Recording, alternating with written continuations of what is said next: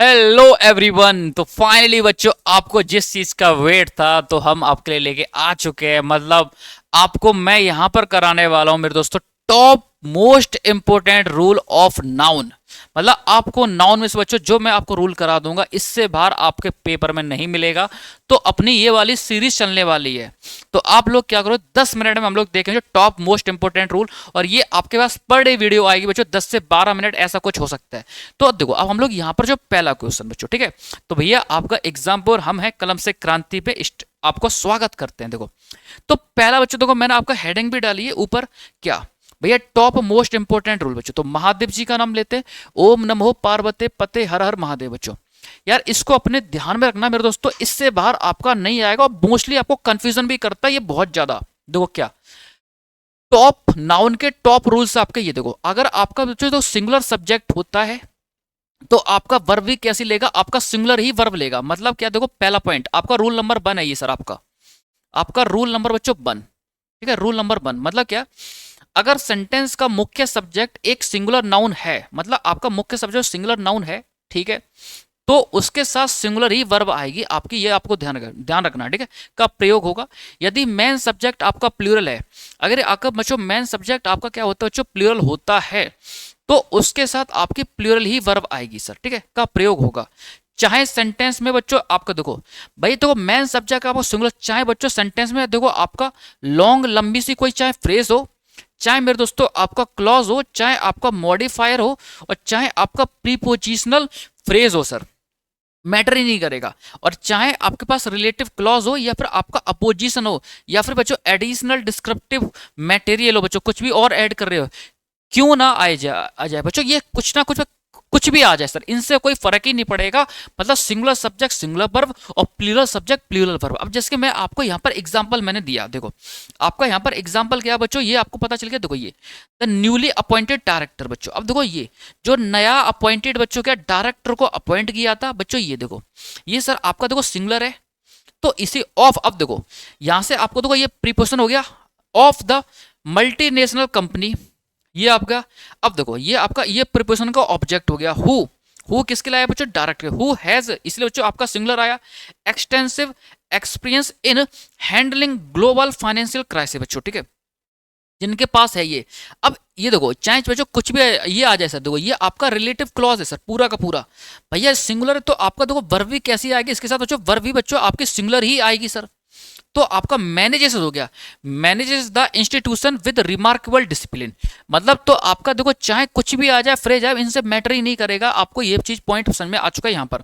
अब देखो जैसे कि मैंने आपके सामने यहाँ पर बच्चों क्या लिया सर, एक एग्जाम्पल लेगा। अब आप लोग को बताना है सर इस एग्जाम्पल में आपका क्या होगा क्या नहीं होगा। देखो मैंने बोला द क्वालिटी इंस्पेक्टर्स बच्चों, ये कह रहे हैं द क्वालिटी है किसकी, इंस्पेक्टर्स की। भैया इंस्पेक्टर क्या होता है बच्चों, ये नाउन होता है सर आपका कैसा, ये होता है आपका प्लूरल, ठीक है। ऑफ, अब देखो यहां से प्रीपोजिशन स्टार्ट हुआ ऑफ किसकी, ऑफ द मैन्युफैक्चरिंग यूनिट। ये देखो प्रीपोजिशन अपना ऑब्जेक्ट लिया। आफ्टर, कब, फिर से प्रीपोजिशन हो गया आफ्टर एग्जामाइन, ये आपका इसका जीरो हो गया। Examine the defective product, thoroughly बच्चों जब डिफेक्टिव प्रोडक्ट को प्रॉपर तरीके से बच्चों इसको एग्जामाइन कर ले, जांच पड़ता है। और थ्रोली बच्चों ये आपका एडवर्ब। तो पूरा का पूरा सर इसका ये हो गया। अब देखो भैया ये आपका यहाँ पर देखो ये इंस्पेक्टर है, प्लूरल है। अब देखो हैज, अब ये जो हैज आया आपका किसके लिए आया भैया, इसके। अब ये प्लूरल है तो आपका हैज नहीं मेरे दोस्तों, यहाँ पर क्या करोगे आप लोग, हैव करोगे। सोचो अब ये पूरी की पूरी देखो आपका फ्रेजेस है सर, आपके क्लॉजेस है बच्चों, फ्रेज है। लेकिन इनसे कोई फर्क नहीं पड़ेगा भैया। हम लोग जो करेंगे आपका जो मेन सब्जेक्ट होगा सिंगुलर होगा तो सिंगुलर, अगर प्लूरल होगा तो प्लूरल। तो आपका यहाँ पर क्या हो जाएगा, हैव सबमिटेड देयर रिपोर्ट, जिन्होंने बच्चों अपनी रिपोर्ट को सबमिटेड कर चुके to the senior management for the बच्चों क्या, तो सीनियर मैनेजमेंट किसके लिए, for the immediate corrective action बच्चों, कि उन पे तुरंत की तुरंत एक करेक्टिव एक्शन को लिया जाए। पहला रूल आपके माइंड में आ चुका है कि सर हाँ, चाहे आपका सब्जेक्ट सिंगुलर होगा तो सिंगुलर वर्ब, आपका प्लूरल होगा प्लूरल। चाहे बच्चों कितनी भी फ्रेज आ जाए, क्लॉसेस आ जाए, प्रीपोजिशनल फ्रेज आए, कोई फर्क नहीं पड़ने वाला है। अब देखो मैंने एक एग्जांपल और लिखा आपके सामने। भैया बहुत कुछ सिखाने को वाला हूं सर आपको। देखो मैंने बोला the collection of the rare manuscript preserve बच्चों। देखो जो कलेक्शन बच्चों, भैया देखो कलेक्शन, कलेक्शन किसका किया, ऑफ प्रीपोजिशन हो गया, रेयर मैन्यूस्क्रिप्ट बच्चों प्रिजर्व्ड बच्चों, ये ऑफ बच्चों अपना इसने ऑब्जेक्ट लिया इन किसमें, प्रीपोजिशन इन दी एशियंट लाइब्रेरी बच्चों, किसमें, एशियंट लाइब्रेरी में, उसका ऑब्जेक्ट आ गया। फिर से प्रीपोजिशन ऑफ द कंट्री, फिर से इसका ऑब्जेक्ट अलोंग विद बच्चों, अलोंग विद आपका क्या होता है, सब प्रीपोजिशन होता है, along with several historical document के साथ। ये सब कुछ देखो प्रीपोजिशन ही चल रहा था अभी तक। तो मेन सब्जेक्ट आपका क्या बच्चों, मेन सब्जेक्ट है आपका ये मेन सब्जेक्ट ये। अब ये मेन सब्जेक्ट आपका इसमें क्या दे रखा है बच्चों, ये दे रखा है आपका कलेक्शन। किसका बच्चों, कलेक्शन सर आपका सिंगुलर है ये। अब इसके हिसाब से ही तो सर आपके यहां वर्ब आएगी, तो हैव नहीं मेरे दोस्तों, यहां पर क्या आ जाएगा सर आपका हैज। सोचो इतने लंबे लंबे क्वेश्चन इसलिए लेके आए बच्चों जिससे आपके कंसेप्ट क्लियर हो सके sir. Has attracted the attention of the many remote scholars and the researchers who is keen to study their the cultural बच्चों, देखो ये सब सिग्निफिकेंट इन डिटेल सर। तो आपको पहला रूल क्लियरिटी कट हो चुका है। मतलब पहला रूल आपका ये था कि अगर आपका सब्जेक्ट सिंगुलर होता है तो सिंगुलर वर्ब चाहे कुछ भी उसके बीच में आ जाए, आपका प्रीपोजिशन फ्रेज आ जाए, कुछ नाउन फ्रेज आए, कोई फर्क नहीं पड़ेगा। अगर आपका सब्जेक्ट प्लूरल है तो आपका प्लूरल वर्ब, इतनी क्लियरिटी कट हो चुका है, ठीक है। अब देखो रूल नंबर 2, भाई साहब ये टॉप आपके मोस्ट इंपोर्टेंट मैं रूल करा रहा हूं किसके, आपके नाउन के। रूल नंबर 2 देखो, आपका रूल नंबर 2 है कि आप लोग बच्चों देखो, ये जब कलेक्टिव नाउन होता है, भैया कलेक्टिव नाउन क्या होता है बच्चों, कलेक्टिव नाउन ये होता है जब आपका प्रॉपर नाउन और सब कॉमन नाउन मिलते हैं, वहां पर हम लोग उसको कलेक्टिव नाउन कहते हैं। आप लोग नाउन पढ़ा होगा। तो आप लोग कलेक्टिव नाउन को जब एक यूनिट की तरह काम करता है तो उसको हम लोग उसके साथ क्या लगाते हैं, सिंगुलर वर्ब लगाते हैं। अभी आपको एग्जांपल लेके बताऊंगा। जब यही कलेक्टिव नाउन आपका अगर बच्चों आपका डिवीजन की तरह काम करता है, मतलब अलग अलग तरीके के काम करता है, तो इसके साथ हम लोग प्लूरल वर्ब लगाते हैं। कैसे, मैं आपको हिंदी से बच्चों मैंने यहां पर लिखा है, देखो कलेक्टिव नाउन तो को ये मैंने बोला कमेटी, भाई टीम, ज्यूरी, फैमिली, सारे कलेक्टिव नाउन है आपके, ठीक है। आर्मी, क्लास, गवर्नमेंट आदि कलेक्टिव नाउन जब एक इकाई बच्चों, एक इकाई मतलब सिंगल यूनिट की तरह ट्रीट होते हैं कि रूप में कार्य करें, तो इसके साथ हमारी सिंगुलर वर्ब लगती है। यदि ध्यान बच्चों ग्रुप पर है, अगर बच्चों हमारा इस कलेक्टिव ग्रुप पर है, ग्रुप मेंबर्स पर है, पर नहीं है तो जो सिंगुलर वर्ब आएगी बच्चों, ठीक है सर, आपके सिंगुलर वर्ब हो गया प्रयोग होगा जब कलेक्टिव नाउन के मेंबर्स अलग अलग बच्चों। अब ये क्या कह रहे हैं, जब कलेक्टिव नाउन के मेंबर्स आपके अलग अलग होते हैं तो एक्टिंग बच्चों यूनिट्स बच्चों, तो अलग अलग तरीके से, तो आपको यहां पर देखो देखने को मिलेगा, आपका डिवाइडेड देखने को मिलेगा, अलग अलग होंगे, स्कैटर्ड देखने को मिलेगा, डिफर्ड देखने को मिलेगा बच्चों, क्वेरल्ड देखने को मिलेगा, वर देयर इंडिविजुअल जर्सी बच्चों, ठीक है। देखो वर देयर इंडिविजुअल जर्सी हो, तो आपका क्या लेते हो, ये आपका प्लूरल सेंस दिखाते हैं और इसी के साथ आपका प्लूरल वर्ब लगाते हैं। कहने का मतलब कलेक्टिव नाउन आपको पता चल गया, जहां पे प्रॉपर नाउन और कॉमन नाउन का मिक्सिंग होता है उसको कलेक्टिव नाउन कहते हैं, और ये दोनों की तरह काम करता है, मतलब सिंगुलर आपका प्लूरल की तरह, ठीक है।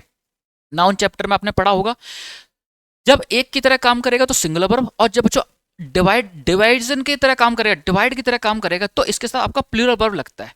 तो मैंने आपको ये बता दी सर, कलेक्टिव नाउन क्या है, कमेटी, टीम, ज्यूरी, ये सब कुछ होगा। देखो अब मैंने एक एग्जांपल लिखा, जैसे कि यहाँ पर देखो बच्चों, ठीक है, मैंने आपके यहाँ पर एक एग्जांपल लिखा ये वाला, कमेटी देखो हैज अप्रूव्ड बच्चों, कमेटी अप्रूव्ड हो चुकी है the proposal after careful discussion बच्चों। जो प्रपोजल बच्चों लिया था, जब जब हमने पूरा केयरफुल तरीके से डिस्कशन कर लिया, अब यहाँ पर जो कमेटी है आपका सिंगुलर की तरह ट्रीट हो रहा है, तो इसलिए देखो इसके साथ सिंगुलर वर्ब लगी।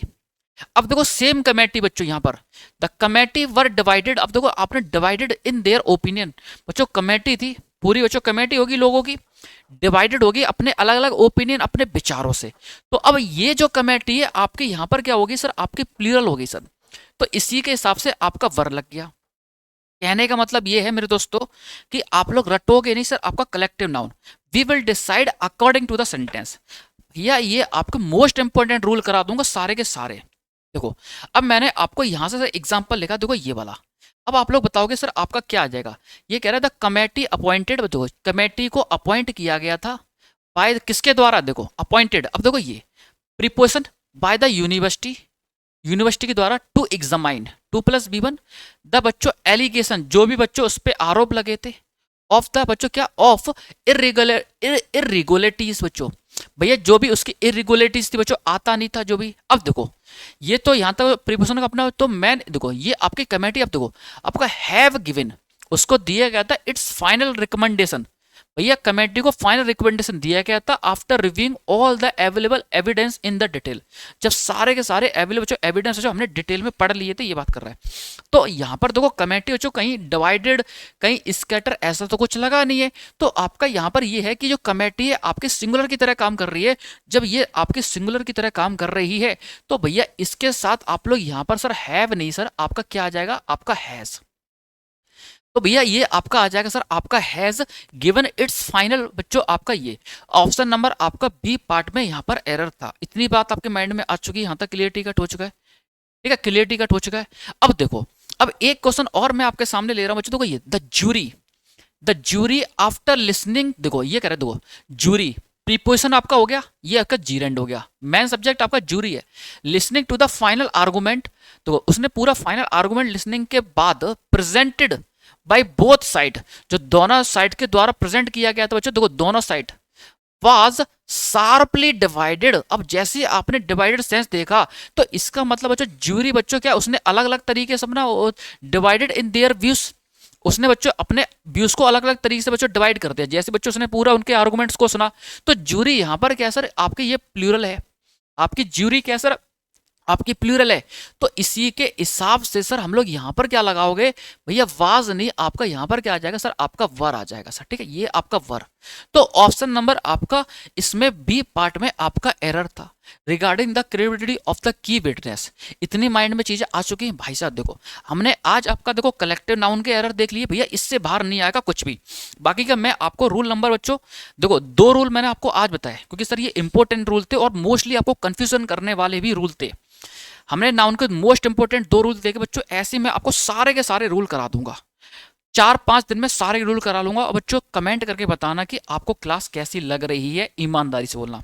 अगर आप चाहते हो कि सर जी इसी तरीके से चैप्टर वाइज हर चैप्टर के मोस्ट इंपोर्टेंट रूल करा दो, तो बस कमेंट में कर देना मेरे दोस्तों, बहुत मजा आने वाला है, ठीक है। तो मिलते हैं, thank you everyone for your support, बने रहिए जुड़िए एंड हर हर महादेव, जय हिंद मेरे दोस्तों।